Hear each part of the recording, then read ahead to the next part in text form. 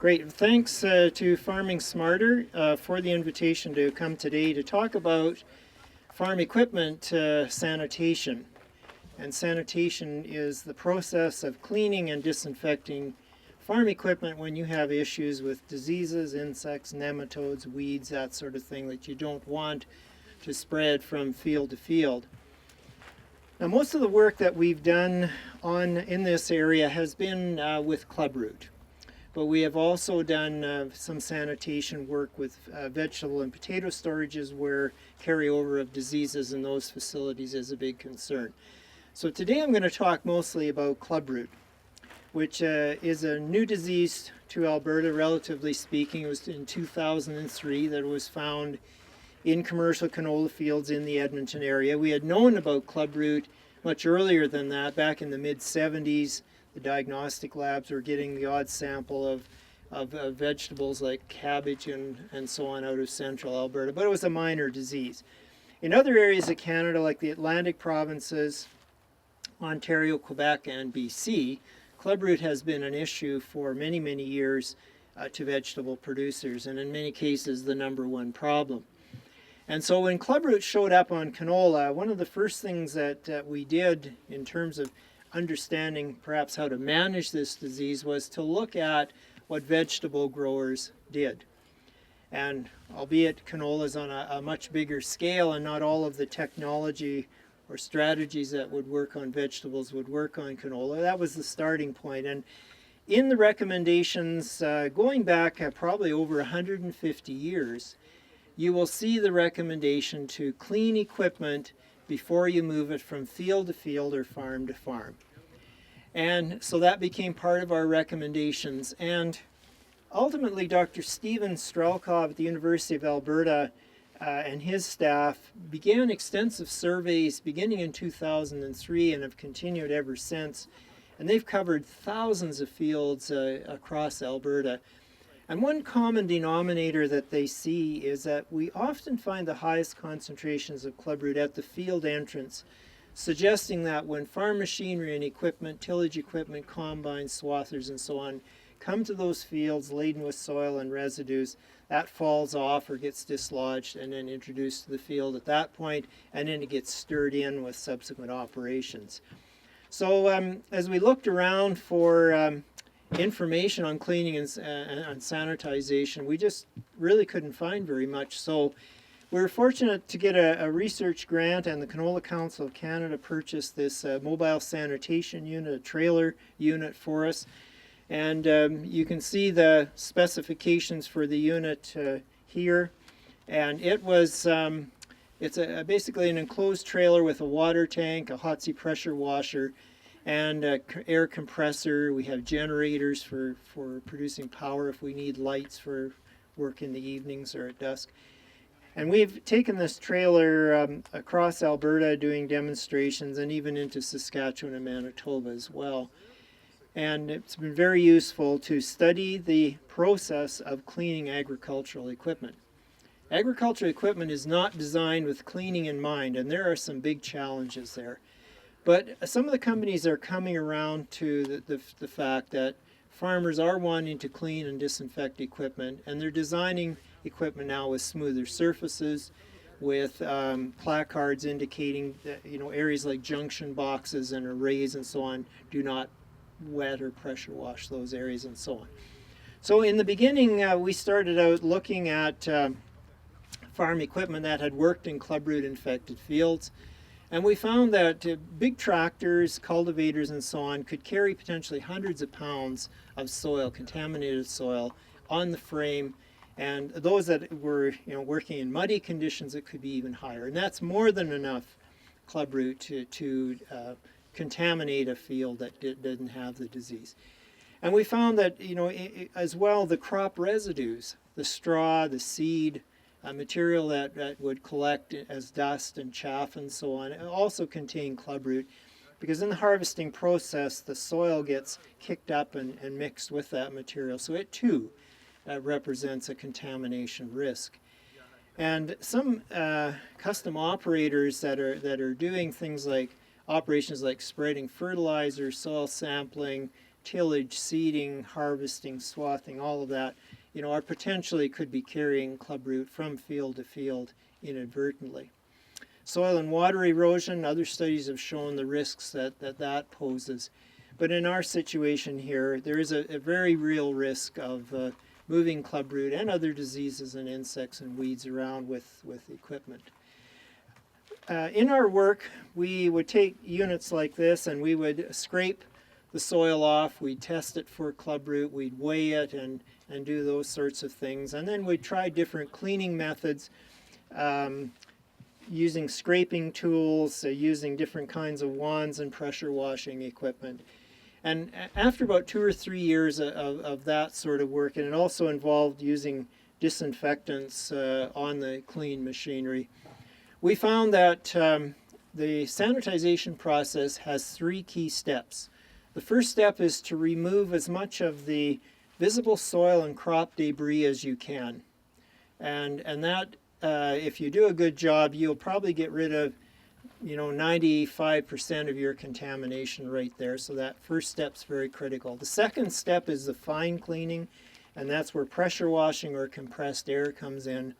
And then once that machine is free of all visible soil and plant material, then you use a disinfectant to do the final cleanup. But it's really those first 2 steps where you need to concentrate most of your time. The rough cleaning and the fine cleaning, the scraping and the pressure washing. The disinfectants cannot be used on a machine that has a big overburden of soil and plant material. These were not made to penetrate soil and to disinfect soil or to penetrate plant material. They're surface disinfectants, and so what they're cleaning up are any residual resting spores, the tiny propagative spores of the clubroot organism. We found that those spores are very tough to kill. And with most of these disinfectants, you require 20 to 30 minutes of continuous contact with those products in order to kill those spores. The spores will also survive short exposures to high temperatures. We did some thermal inactivation work, 80, 90, even 100 degrees Celsius. They will survive short exposures to the boiling water. So it can be very difficult to kill. And in our work, we've cleaned a wide variety of equipment, from tractors and cultivators, high clearance sprayers. We've done a bit of work on combines, pivot towers, and that sort of thing. And make no mistake about it, cleaning and disinfection is time consuming. It can take many hours to clean a piece of equipment satisfactorily. But if that keeps you from getting clubroot onto your farm, it's probably a good investment. Lately, we've been, I think, selling the sanitization message in the context of on-farm biosecurity.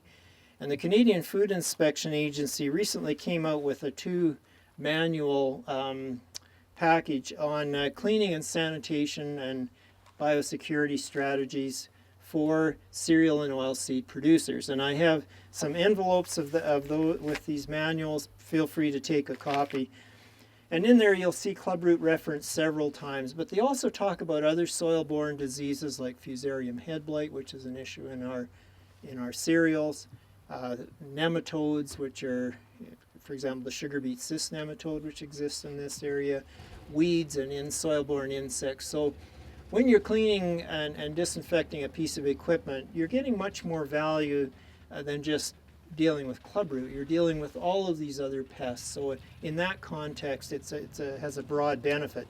And certainly our cousins working in the livestock industry, especially poultry and hog producers, you've seen there the extreme biosecurity they go to, where you can't even get onto the farm, let alone in the hog barns, without white suits and disinfection, that sort of thing. We haven't reached that stage yet with most crop diseases, except in the case of potato growers. They're deathly afraid of diseases like bacterial ring rot, and especially seed growers go through great lengths to disinfect all their equipment and storages to prevent the carryover and spread of that disease. So we think that sanitization of equipment does have merits in managing clubroot, and keeps it from coming onto your farm if you do a reasonably good job. That message has been taken up by the oil and gas industry, by the energy industry, to some extent by the construction industry. Farmers are holding the feet to the fire for those companies in terms of restricting access to their land unless they come there with clean vehicles and equipment. Often they're holding those companies to a higher standard than themselves, and it is tough to sell the message to farmers about cleaning equipment because it is a time-consuming process. But as I say, if that's what stands between Clubroot coming to your farm or not, it certainly would be worthwhile. So all it would take, for someone, say in southern Alberta, where we do not have virulent clubroot, except for 3 fields in the county of Newell, would be for you to buy a combine or a cultivator or something from an auction in Leduc County and bring that down here loaded with soil and material. That would be a guarantee you'd probably introduce clubroot to your field. So be careful if you are buying used equipment or if you have custom operators coming onto your land that their equipment is cleaned to your satisfaction before it works. The oil and gas industry, they have custom operators that do cleaning and sanitization. In fact, there's a wash station in Redcliffe that cleans oil and gas equipment going into Saskatchewan, and another one at Lloydminster. And often the companies on that side require a certificate indicating cleaning and sanitization before they accept those rigs. The Canola Council of Canada sort of distilled all of this information into a Clubroot sanitation guide, and you're welcome to take a copy of that and some of the other literature we have here on Clubroot. Now in our display here as well, we have a list of sponsors that have supported our research over the years from across Canada, and we're very grateful to them, especially organizations like the Alberta Crop Industry Development Fund, the Canola Council, Alberta Agriculture, Ag Canada, and so on for assisting.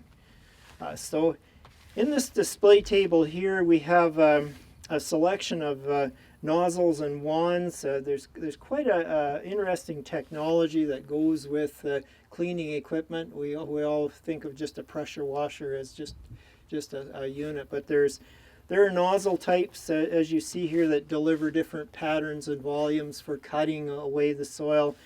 We have different lengths of wands here. Short ones like this you need for getting underneath, say, cultivator shovels. Longer ones like the one on the bumper there would be for reaching up into combines and pivot towers and things like that. We have a steaming unit here. We've tried steam as a sanitization tool. It's very time consuming and not all that effective, so we haven't used that very much. In our studies on disinfectants, we've had the best success with the compounds that we would call oxidizers, things like the peroxides, the bleaches, those kinds of products. And some examples of, for example, the peroxide products, we have Hyperox here, we have industrial bleach, we have Sanidate, which is another peroxide. Even this product, EcoClear, that's in the middle, is a concentrated acetic acid. It's actually used as a herbicide in organic production to burn off weeds. The clubroot spores are sensitive to this acid, and it has actually worked reasonably well as a surface sanitizer. Now, Dustin Burke, who's our right-hand field technologist in the plant pathology program at Brooks, is here today. We're going to fire up the mobile sanitation unit, and we're going to show you, give you a demonstration on cleaning this piece of equipment that Farming Smarter has provided. Now, this piece of equipment is fairly clean already, and here we would probably skip the scraping step and go right to pressure washing because there isn't that much soil on it. It's almost a clean machine as it is. But if it had a lot of soil and crop debris on it, we'd certainly want to take that off. The pressure washer, we're going to demonstrate what we call a turbo nozzle. Do you have that connected up there, Dustin? Yeah. Yes. By the way, we brought some clubroot infected plants from a site at Bassano here. These are immature, they're not releasing spores or anything. If you want to see what this disease looks like close up on stinkweed and canola, we have some galls there. And what this disease does, of course, is disrupt the roots, and the plants won't flower or fill seed as well as a healthy plant does. Okay, so we're going to fire up the Hotsy pressure washer here. And Dustin will, using this turbo nozzle, which is a technology that we became aware of when we started this work. It's a pulsating nozzle with a spinning disc inside, and it's really good for cutting soil and crop debris. We also have a homemade boot scraper there, which is the kind of thing you could make for the front of your shop or your access to some of your buildings to scrape off your boots and so on if you were working in disease-infested soil. Okay, Dustin, go ahead.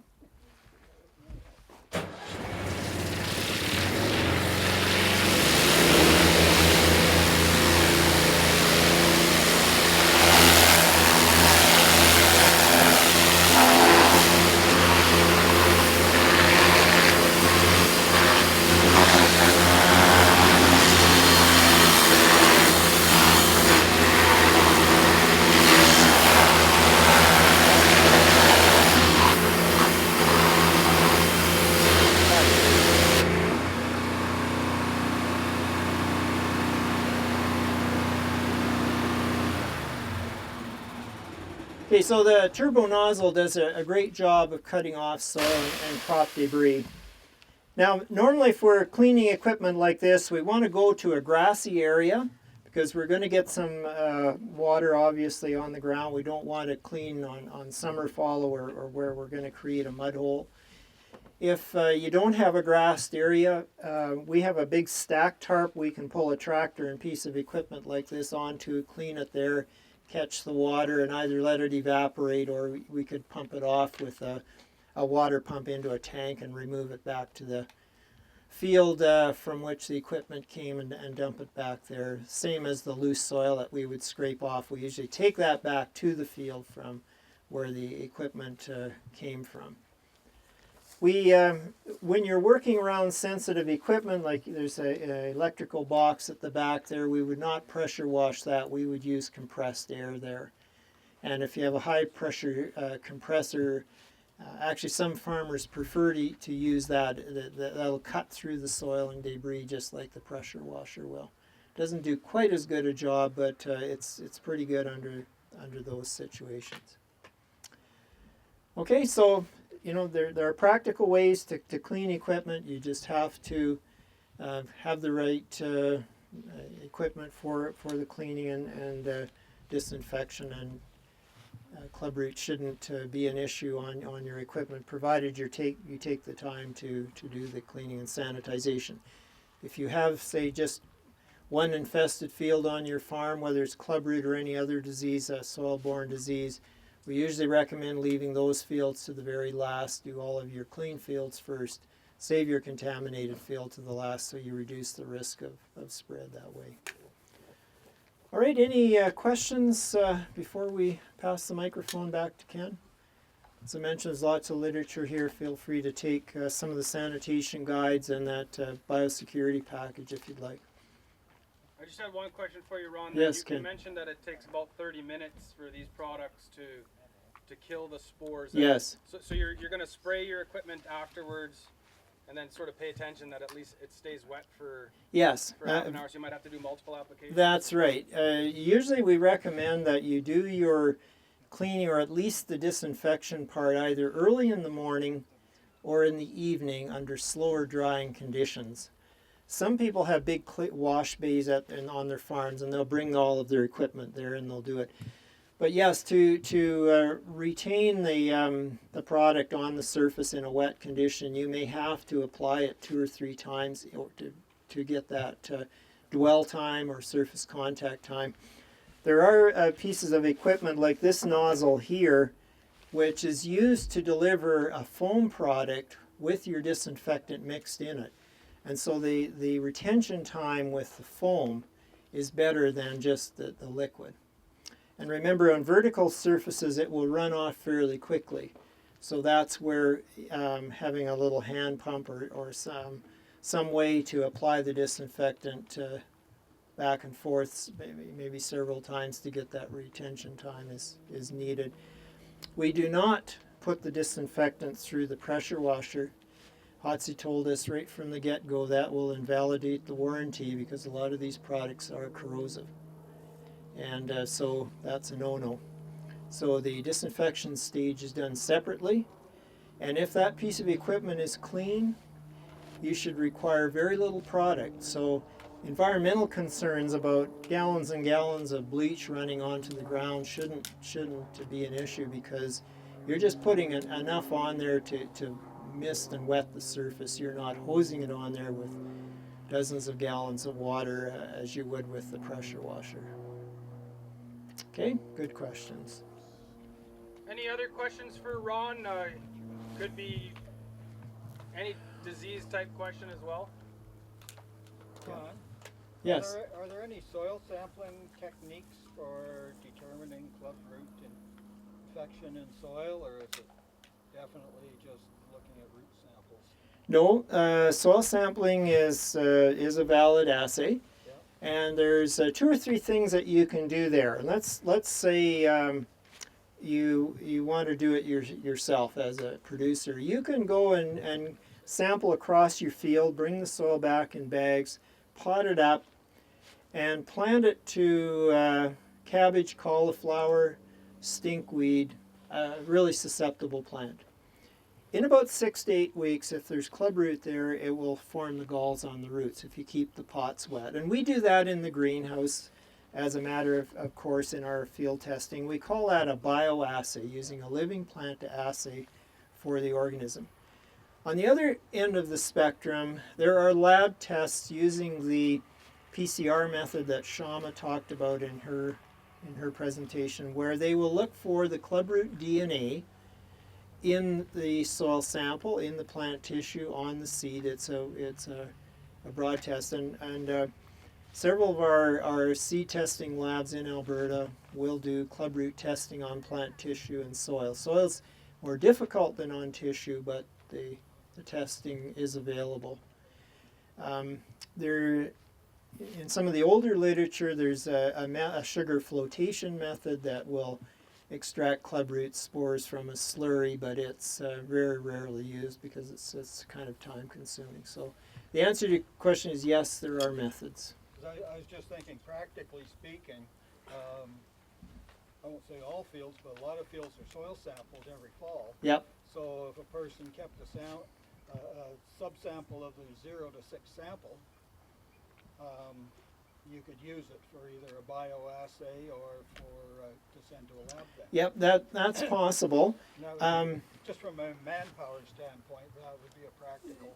It would be a practice. You can composite those samples. That's right. Now, the one area where testing for soil nutrients and so on would diverge from testing for clubroot would be this. What did I say earlier about the field entrances? High probability of finding clubroot there, right? So when people go looking for clubroot, they go to what I would call the high-risk parts of the field and do their soil sampling there. Low areas, field entrances, areas where old homesteads might have been, where there might have been a vegetable garden, could have had clubroot on the cauliflower and cabbage and stuff. And then as that farmstead was abandoned in the field and worked into the rest of the field, there's still could be a hot spot there. So in clubroot, when we're surveying for it now, a lot of the surveyors go to the field entrance and they look for it in there, and if they don't see it, they go on to the next field.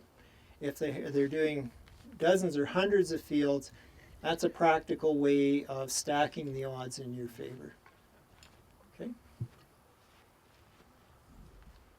Kevin. Ron, can I just add to that real briefly? The protocol we have on our website was developed by Dr. Strelkov at the U of A, and so he really stresses that we don't use fertility sampling techniques because it's usually that top 1 inch or so that's going to have the highest concentration of spores. So if you use a 0 to 6, you're going to really increase your chances of getting a false Diluting it out too much. So it'll be diluted, yeah, absolutely. So Steven says just remove some of the trash layer and take that top inch or Yeah. so as your sample. Right. Good point. Ron, is there any risk with transportation of bales, whether it would have canola straw in it or not, say from a clubroot infested area to a farmer who would sort of spread it out across the field during the winter type idea? Yeah.